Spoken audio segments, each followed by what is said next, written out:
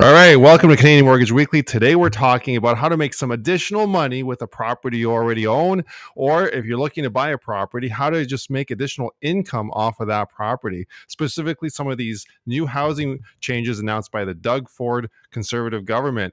And also with your host here, Joe Bladek, I'll be talking about all those lovely mortgage information, rates, and bond yields, that everything you like to know about here on Canadian Mortgage Weekly, Canada's only weekly mortgage video news podcast. So with that, let's get started here. We're going to talk about these proposed changes for the Planning Act. Doug Ford came out this week and announced that they'll be putting in the ability to do 3 units on one property. And this is proposed changes to the Planning Act, which will become a new province-wide standard here. They're going to be allowing homeowners to put in 3 units on one property, and this will be on municipal land without the need for municipal bylaw amendments. Those things are commonly known as variances, which do add costs, but it could be hundreds of dollars actually of additional costs. Just try to get a variance if your property is not zoned for multi-residential, or if you're living in a neighborhood that doesn't allow for more than just a single family home. Now they're going to eliminate all those red tape requirements to get variances, and just allow everyone that owns a property to be able to add 2 or 3 units in that property. So how is this going to happen? Well, they're going to allow a variation of things. They're going to allow you, if you have a single family home, to add a second unit, like a basement suite or an in-law suite, which is pretty amazing. They're going to be able to do that. And with that, you'll be able to generate additional income from that basement suite or in-law suite. Pretty amazing. You're still going to have to follow building codes and municipal bylaws to generate and install that new unit. However, you'll be able to do that.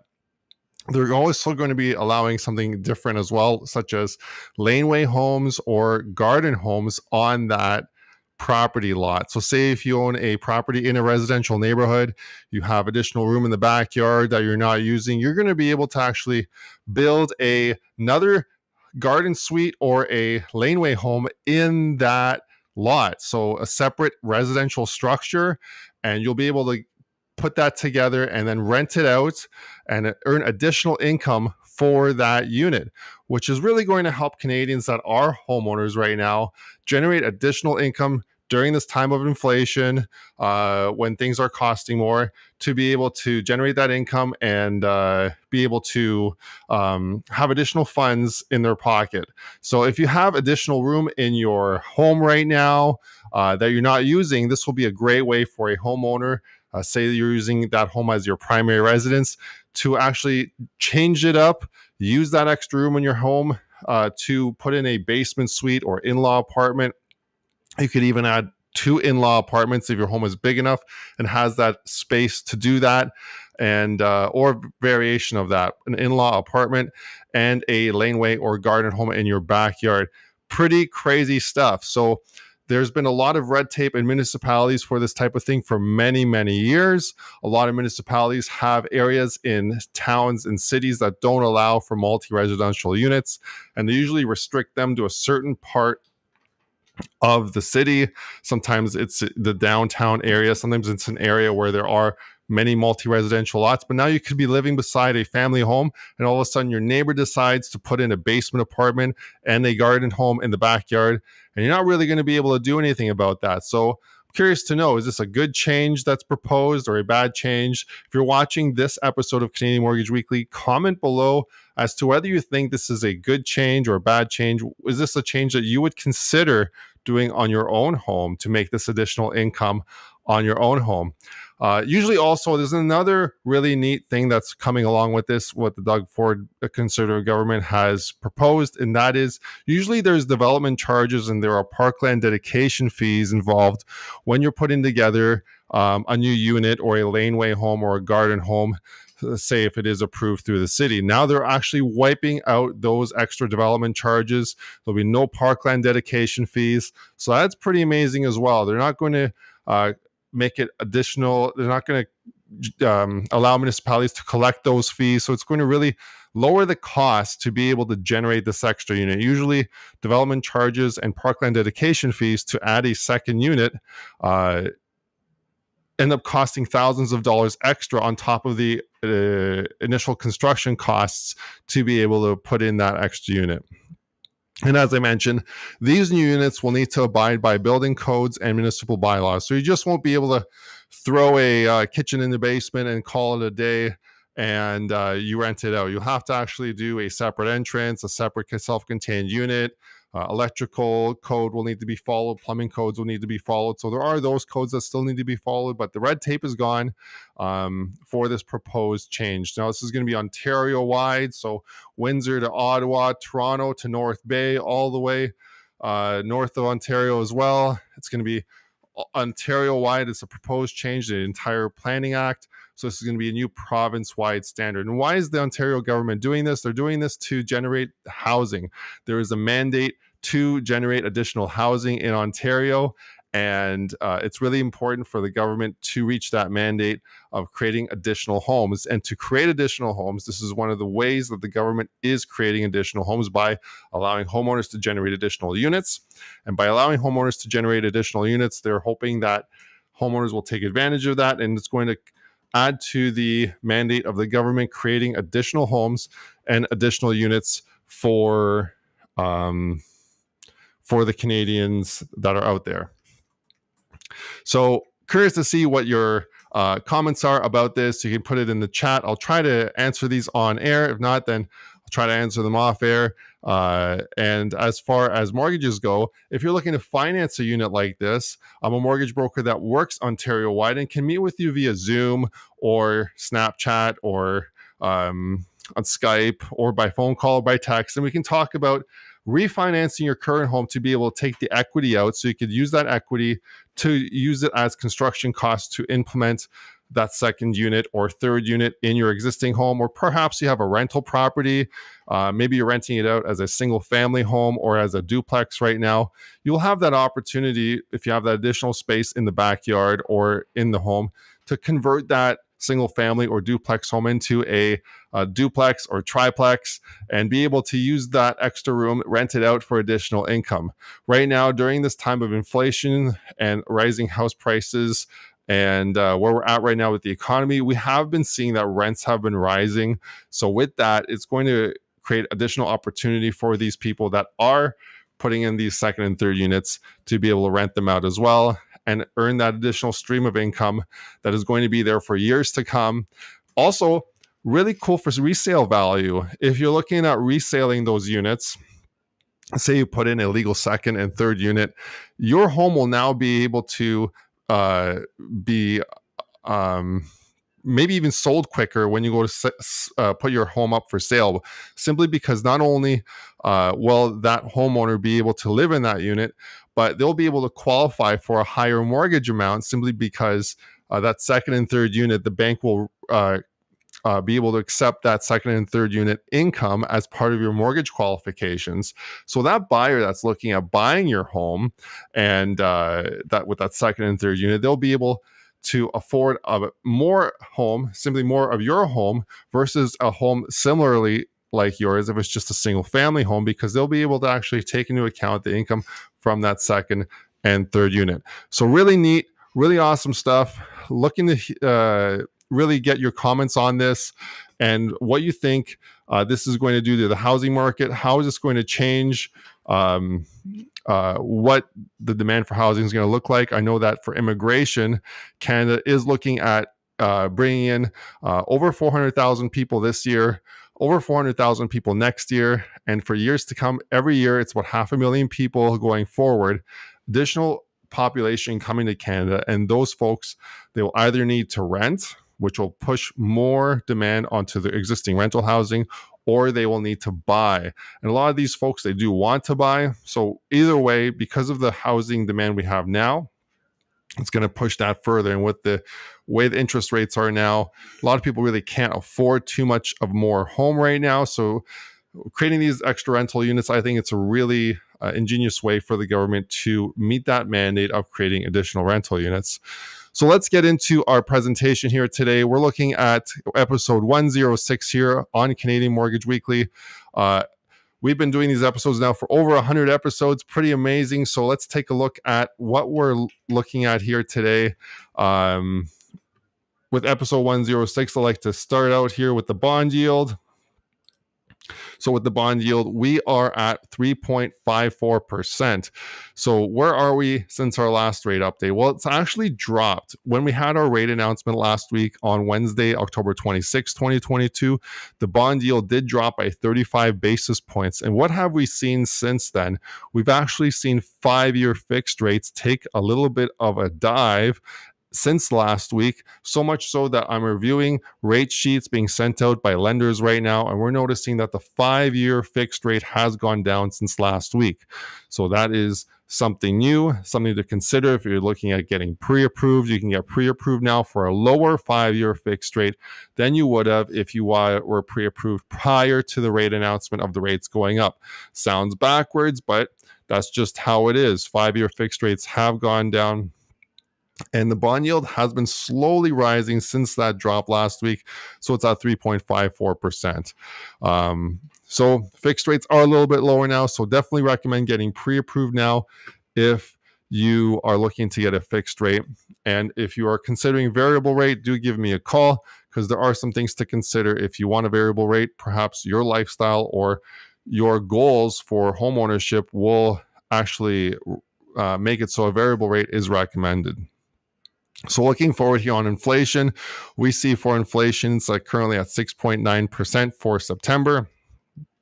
We will receive updated inflation numbers next week, perhaps for October. We're looking forward to seeing lower inflation for October. Inflation did peak at 8.1% in June 2022 and has been going down slowly since then. Obviously, prices are still rising, just at a lower rate since they were in June of 2022. If this trending down does continue, rate hikes will subside. We've already seen it with the Bank of Canada. In the summertime, the Bank of Canada did raise rates by 100 basis points. Then in September, they raised rates by 75 basis points. And then in October, they raised rates by 50 basis points. So they are slowing the rate hikes, as well as you see inflation has been slowing as well. Let's take a look at U.S. inflation right now. The U.S. inflation is at 8.2%, still trending down from the high of 9.1% this summer. And also we've seen that inflation come down, but still at a very high rate, and prices are still rising. Now the CDOR rate's currently at 4.58%. This is a metric that I use to determine if the variable rate currently is a good deal. Now, because the CDOR rate is at 4.58%, the variance from the prime rate versus the CDOR rate is 0.97. Now, because it's under 2%, I would really consider fixed rates versus variable rates equally now, instead of saying always variable rate, because when the variance is so low, it really makes it hard to give the case that a variable rate should be the way to go. Now, your homeownership goals, your lifestyle, and the type of housing you own and all that will really determine whether or not variable rate is the way to go in this case. So do give me a call, Joe Bladek. I'm a mortgage broker that works all over Ontario and can meet with you via Skype or Zoom to talk about if fixed rates or variable rates are right for you. In this case, the popular option has been 2- and 3-year fixed rates, and we will probably see that go forward for the next few months, as people are thinking that for the next 2 or 3 years at least, rates could be going up, but we don't know that. We don't have a crystal ball. So a lot of people have been locking in for the short term. So if that's something you're interested in, give me a call. Looking at the Bank of Canada rate announcement, our last rate announcement brought the overnight rate up to 3.75%. This is a rate that hasn't been seen since 2008. So our overnight rate at the start of COVID went down to 0.25%, with it now being at 3.75%. That is a massive jump of 3.25%. So the last rate increase was 50 basis points. And now the next rate announcement is set to be on December the 7th, 2022. So join me for a special pre-rate show and live rate announcement on December the 7th. We'll start at 9:45 a.m. with a pre-rate show discussing the news and what's been happening and trending in the market leading up to the rate announcement. With a live rate announcement at 10 a.m. And then we'll discuss the reaction to that live rate announcement on the episode following day. So with what's happening with the next rate announcement, we'll have to see what the inflation numbers are for October and what the inflation numbers come out for November. Now, with regards to that, that's really going to dictate as to A, how much the rate is changing, and B, if it's going to change at all. So we'll see that next month on December. I know with Christmas and the holidays coming up, it does make it a lot harder for Canadians to stomach rate increases at that time of year. So we'll have to see what the Bank of Canada does. Now, for the average national home price, we have here for September 22, our numbers are out still for September. The national average house price is at $640,479. So we have 2 consecutive months of house prices going up now since August. It's a very small increase. They did drop quite considerably since February of 2022. We dropped about 23.8% since February of 2022. And since then, they did rise by 1.5% in August and 0.44% in September. So it'll be interesting to see what happens next week when the average national house price does come out for October. Now, this is a Canada-wide average national house price, so it's not specific to your area. If you're interested in finding out what your average house price is for your area, whether you're in Orillia, here where we broadcast from, or Barrie, Ontario, Simcoe County, or any other city in Ontario, do give me a call. I can hook you up with a local real estate agent in your local market that can help you determine what the average price is for your specific area and whether it's increasing or decreasing.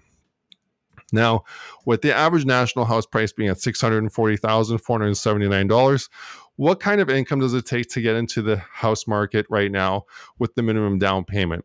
Well, it will take a minimum household income of $133,000 to be able to get into the average national house price home.